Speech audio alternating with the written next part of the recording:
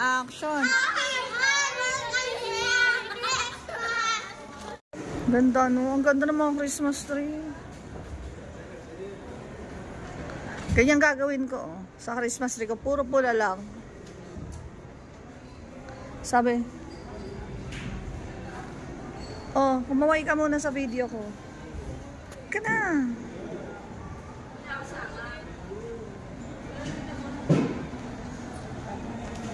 Uy, dalhin mo naman yan. Mengay. Ay, Diyos ko, nag-video din.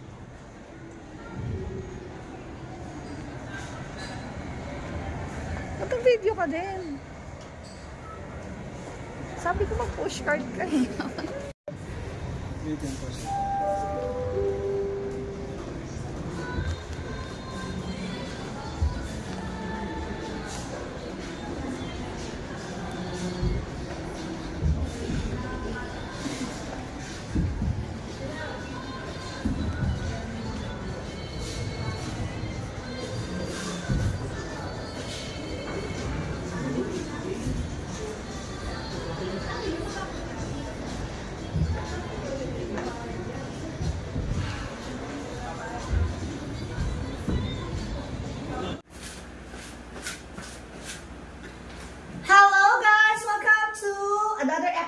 Of the Weather Family Vlog, and welcome to our vlogmas. For today's video, ipapakita ko sa inyo kung ano yung mga nabili ko kahapon sa Landmark Trinoma. Kasi nagsimba kami yesterday and nakita ko may mga Christmas items na sila. So may mga binili na lang ako. So ipapakita ko rin yung, meron pa kasi akong Christmas items na hindi nagpapakita sa inyo from Temu and from Shopee. So, ipapakita ko na yun sa inyo ngayon para makapagsimula na tayo mag-decorate. So, you can see sa likod ko, meron na mga items dyan, yung mga colored wine glasses ko. Lahat din yan binili ko sa Trinoma. Nakikita nyo ba? Oops, yeah. So, for our first item, binili ko tong microfiber drying mat. Ganito siya kalaki. So, kasi, pag holidays, ang dami natin hugasin. So, kulang yung dish drainer natin. Kailangan meron tayong drying mat. Extra drying mat para mabilis ang paghuhugas natin. Ang bili ko dito is 109.75 pesos lang. Maraming Christmas items na talaga sa Trinoma ngayon, sa Landmark Trinoma ngayon, sa Hauser. Napakarami na nakaset up na rin yung mga Christmas tree nila. So, pag meron kayong kailangan, try nyo doon. Ang gaganda talaga ng mga Christmas items sila. Quality. Ito, yung ating microfiber drying mat for 109.75 pesos lang. Next, ay ito namang ating placemat. 89.75 pesos to. Syempre, pag Christmas, lalo na ako, addict sa red, addict sa Christmas. Kailangan red lahat. Pula kung pula. 89.75 lang to. Magagamit natin to sa pag-set up ng mga tables natin pa Christmas and New Year. Next naman ay pagpadagdag ng ganda ng bahay ay itong Jagard tablecloth. Made 100% polyester siya. Ang size nito ay 137 cm by 183 cm or 54 by 72 inches. Ano to? Rectangle size. Ilalagay ko siya dito. Ang presyo nito is 439.75 pesos. And then, kung meron tayong pan table, dapat meron din tayo sa ating bathroom. Pang bathroom to, oh. Pang dun sa toilet bowl, and then sa kitchen, sa kitchen sink, no? Sa bathroom sink, para less yung splatter ng water. So, ito ay 169.75 pesos lang. Excellent for the patio, garage, entryway, or any other high traffic area. Easy to clean, made of highly durable polyester and rubber. Oh, di ba ang ganda? Pang dekorasyon. Actually, ang nabili ko lang ay dalawa. Nakalimutan ko na tatlo pala yung bathroom dito sa bahay. So, pag bumalik ako, bibili pa ako ng isa para sa isang bathroom sa taas. Okay, again, etong bathroom mat for 169.75 pesos only. Tapos, eto rin, nabili ko rin siya, pero nailagay ko na siya sa throw pillow. Throw pillow case, nasa 349.75 pesos to. Bali, dalawa yung binili ko nito. Nandun yung isa doon sa living area. And then, ito naman, ito mga hindi ko pa ito nalalabas eh. Galing dito sa Landmark Trinoma. Eh, by the way, ito, nabili ko rin ito sa Landmark Trinoma last year. Red, water glasses. Meron akong, I think, 8 pieces nito. Pero ngayon, 6 na lang kasi nabasag na siya last year. Wala na rin ako makita ganito. Sana bibili pa ako ng another 8 pieces. Wala na akong makita. Next item ay itong kitchen gloves. 49.75 pesos lang. And then, dalawa binili ko. Bali pang display na rin siya. Isasabit ko siya dyan. 49.75 pesos each.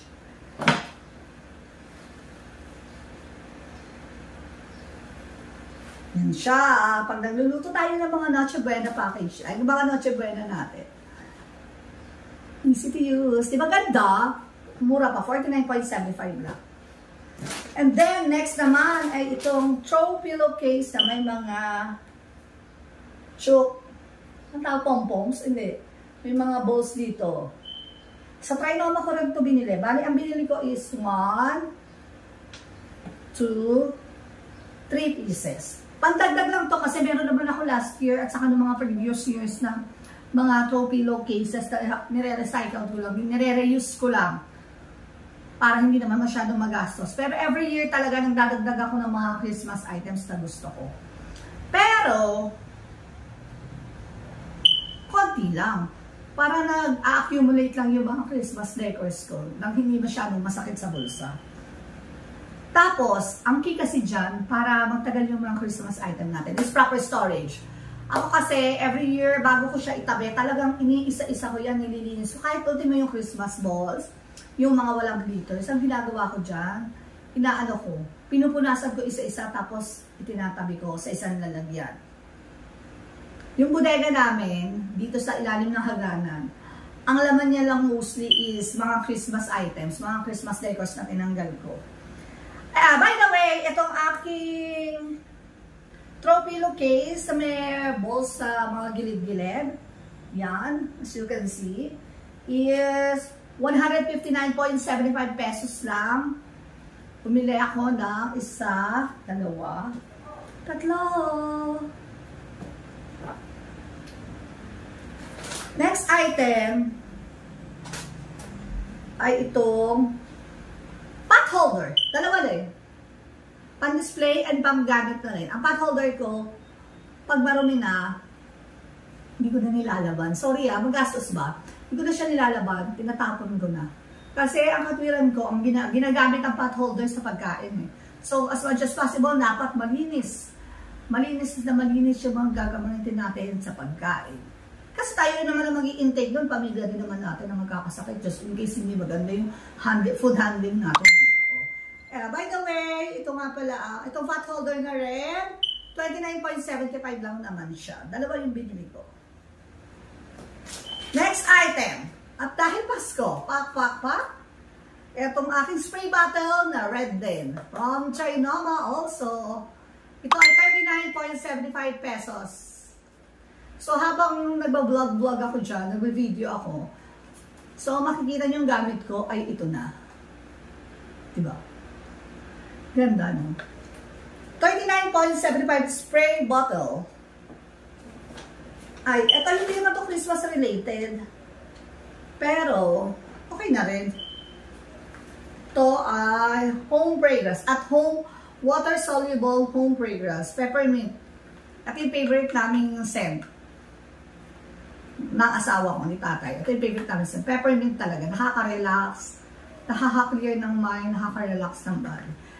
Sa Trinoma din to, sa Landmark Trinoma, for 199 pesos lang. And then, next item natin ay itong, sa Temu ko ito binili. Temu, whatever. Eto, hindi ko alam kung ano to. Ah, ito yung Santa Claus. Yung paala Santa Claus na nilalagay sa ano, sa Christmas tree or pang display. Naka-vacuum pack lang siya. So, buksan natin. Tignan natin kung maganda siya or kung maayos siya. Kasi first time ko lang bumili nito. Parang ano, parang, sandali ganyan siya. Meron pala siyang ano, so technically hindi siya talaga naka-vacuum, vacuum, hindi siya. Kasi lalagay mo siya sa Christmas tree na. O whatever. Ewan ko kung magano ko pa to kasi tapos na yung Christmas tree natin, di ba? Pero itatry ko isilip, ilagay doon. Hindi ko na rin matandaan kung magkano to. Ilalagay ko na lang yung link sa baba para makita nyo rin kung magkano. Medyo tabingi-tabingi lang yung ano, yung wire niya, yung alambre niya sa loob.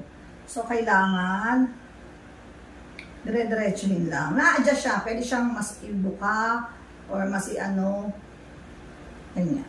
Yan.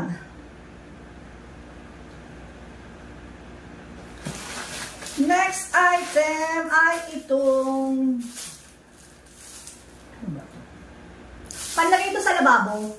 Parang drying mat sa lababo. Di ba yung mga kitchen sink natin laging basa yung sa may lagayan ng sabon. So ito, binili ko siya para maging drying mat siya ng sink namin. Yan. Tapos ito, dito yata ilalagay yung kaya may butas. Saan to? Dito ilalagay yung tawag! Yung faucet. Diyan. Oh. Hindi ko na rin matandaan kung magkano, pero lalagay ko yung link. So, wala na. Kung wala na. And itatapon na natin siya. Eto naman. Hindi ko alam. Baka freebie lang to. Hindi ko kasi baka freebie lang to. Pero sticker siya. Hindi ko alam kung paano saan to ilalagay. Freebie lang. Next item from Temu ulit. Hindi ko pa ito nabubuksan, pero tinanggal ko na yung ano. Sana lang okay siya at sana lang maayos siya. Kasi mga ilang araw na ito dumating, hindi ko pa binubuksan. Parang 1 week na ito na hindi nabubuksan. Kasi ang busy ko talaga.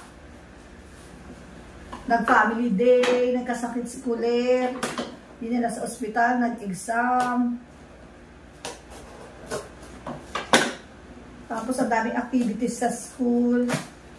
Nag-family day pa kami. Oh my God. Sana tama. Sana ito yung gusto kong item talaga. Sana hindi man yung naibigay sa akin. Oops, mukha naman siyang tama.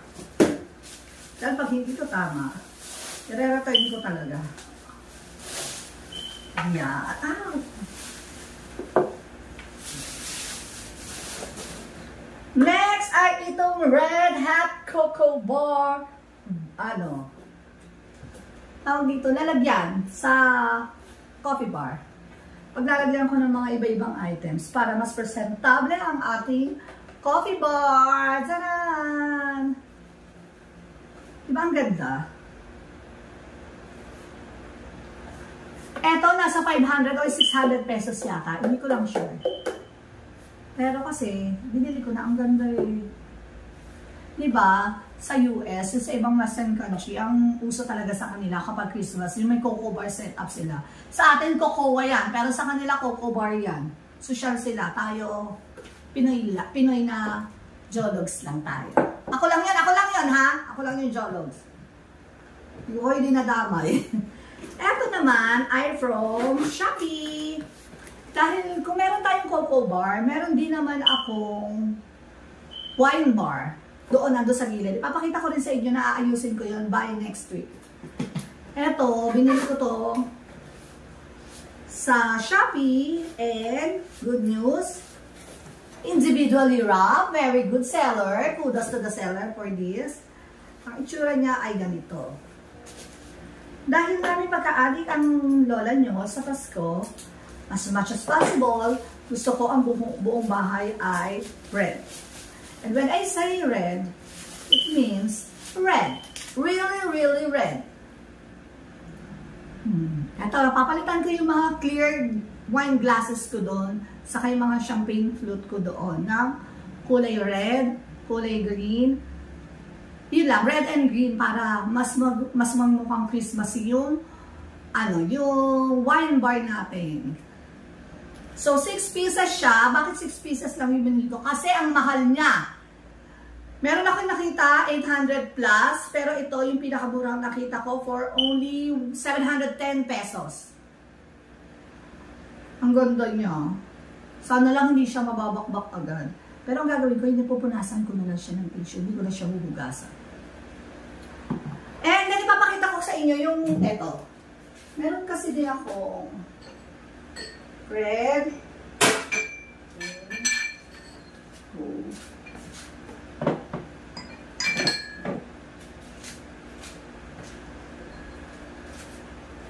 Last year naman, na-addict ako sa mga colored wine glasses. All of these, nakuha ko sa Trinoma for 584 pesos. 6 pieces na yon. I have gold. Pero tingin ko ito water water glass, water goblet. Tapos I have red and I have green kasi last year ang team ko is red, green, and gold. Pero mostly red and gold. Tapos nakakita ko ng champagne flute sa Trinoma din, sa Landmark. Binili ko din. Pero last year ko pa ito lahat nabili. Eto, mga to. This year. So, yun lang. Ay, meron pa pala. Meron din ako nabili last year na green pitcher. Wala kasing red and wala rin gold na pitcher. So, yun ako, hindi ko na pinili. Ito, I think is 400 plus lang or 300 plus. Hindi ko na matandaan. Ganda, no? Pang display talaga siya. So, that's all for today, guys. Thank you for watching. Sana nag-enjoy kayo sa video, kahit short video lang. And then, susunod naman natin, aayusin natin yung cocoa bar natin. Ipapakita ko muna sa inyo kung ano yung mga gagamitin natin sa ating cocoa bar. And then,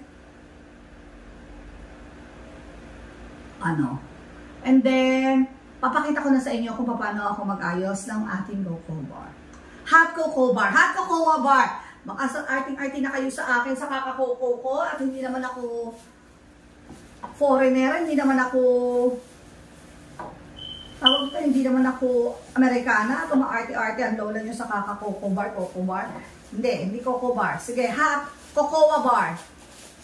Balik ko na lang ito muna and then, yeah.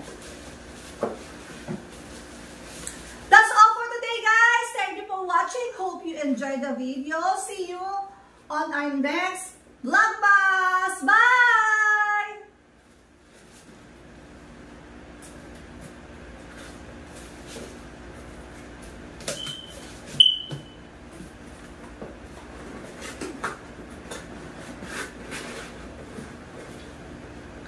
Natin.